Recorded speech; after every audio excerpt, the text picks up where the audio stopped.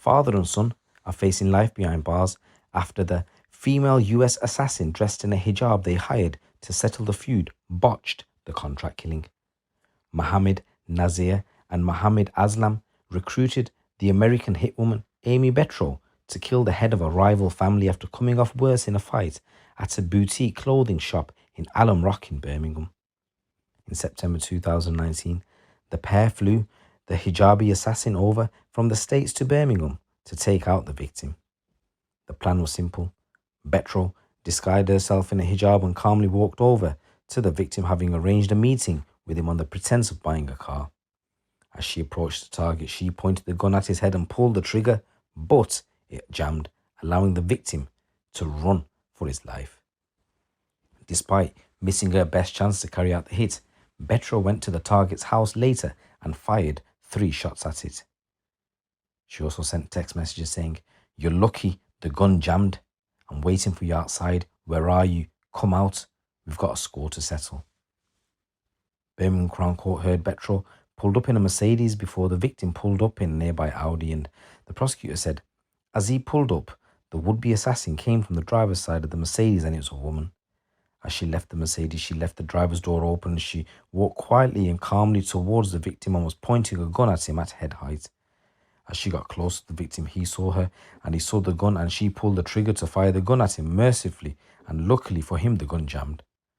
Betro fled back to America 2 days after the botched assassination attempt and did not stand trial.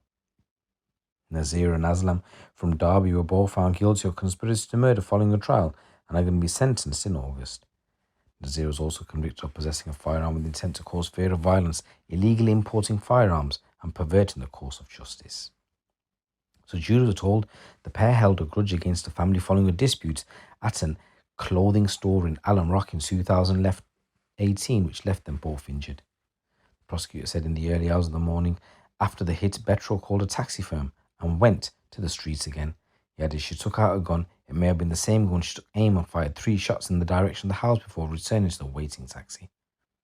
Jurors heard Betro arrived in Britain on August the 22nd, 16 days before the attack, and in the days leading up to the incident, she stayed at a number of hotels in the UK, places at Derby, Brighton, London and Birmingham, when she left the UK on September the 9th. She's believed to be from Chicago. Detective Inspector Matt Marston from West Midlands Police said afterwards, Aslam and Nazir were determined to take revenge following a fallout when they were injured.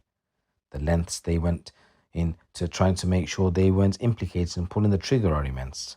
However, thanks to some great police work and support from our Derbyshire colleagues, we were able to place them firmly in the middle of the attempted murder plot.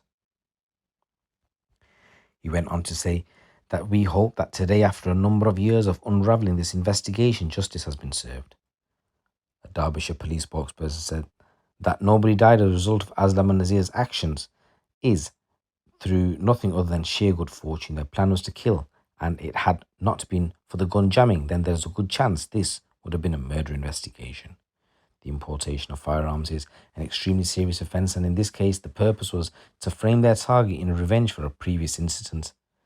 As a police service, we will do everything we can to target those who aim to bring these weapons in our communities and bring them to justice. Absolute madness, guys. So this is a new story coming in from Derby Ways. And guys, in this next news story, a man who used a false name to hide from police for nearly half a decade and set up a new life for himself after punching his boss during a vicious attack has been jailed. The Albanian man, Arjan Bala, managed to slip under the radar using a false identity whilst he was wanted by British authorities for killing his boss, Anastos Delis, following a brutal assault after losing his job at a steel company. He'd been working in the UK legally under the name Tahir Karaj and was given a 3-year jail term in 2007 for causing GBH, but he was released after a year and deported back to Albania. Bala was wanted for a second time after Mr. Delis died from his injuries 11 years later. Astonishingly, the man returned to Britain to settle in Surrey, where he ran a business for 4 years before he's finally caught at Stansted Airport following a trip to Albania. But because Bala was known as Karaj to the British authorities, it took an intelligence-led investigation with the aid of the National Crime Agency to reveal his true name. Bala was jailed for 12 months after admitting manslaughter. Mr. Delis believed to have spent 11 years in a care home in a vegetated estate, having been punched in the head by Bala and then hitting his head on the ground as he fell. His wife said he faced a living death as he required around-the-clock care and was in a coma. Mr. Dallas, a father of three, may he rest in peace, died from his injuries in December 2017 at the age of 68. However, Bala was not arrested until January 2024. It emerged that from 2020 he was living in Surrey. He set up his business there. The judge, Christopher Parker Casey, said, "The taking of human life should be acknowledged even as late as this. The passage of time does not erase the impact of what you did all those years ago." Judge Parker Casey said it was planned confrontation in which there was a highly predictable escalation into violence. He said there were 2 or 3 blows. When he was on the ground, he was kicked unnecessarily, as it turns out. In a statement read out to previous court proceedings, the wife of the victim said her life had been destroyed, describing her husband as a hard-working man who had worked all his life. And despite being rushed to hospital and emergency surgery, Mr. Dallas was unable to breathe for himself and could only open his eyes. The court was told how he sustained serious head injuries and suffered severe impairment of consciousness. And a post-mortem found that his death was a result of the delayed effects of the head injury caused in November 2006. The prosecutor, Sally House Casey, said there is no doubt that the initial head injury was the underlying cause. The defense said that the client expresses his remorse and takes responsibility for what he happened. He said when he took the decision he made to confront Mr. Dallas back in 2006, he was 24. What he did, something he's always been ashamed of. I cannot maintain that this is a one-punch manslaughter, but it is not far off it. And in this next news story, a driver who fled the scene after killing a mother and a son in a head-on car crash has been jailed. Joshua Hill was driving a BMW X3 in December 9, 2023 when he attempted to overtake a car in the driving lane. The 27-year-old collided head-on with a Hyundai travelling the opposite direction. The front seat passenger, Angela, had died instantly, and her son Stephen, who was driving the car, suffered serious injuries and was taken to hospital where he died a short time later. I just want to say rest in peace to the victims. My condolences go out to their families.